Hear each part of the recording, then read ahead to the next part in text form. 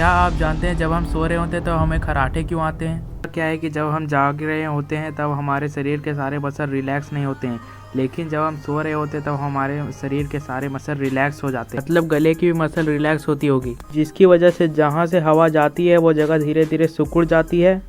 अब होगा ये कि जगह कम होने के कारण जब हवा अंदर आएगी तो वह प्रेशर बनाएगी, और यही प्रेशर की वजह से रिलैक्स मसल धीरे धीरे वाइब्रेट करने लगेगी, और इसी कारण से हमें शोर यानी कि खर्राटे आते हैं।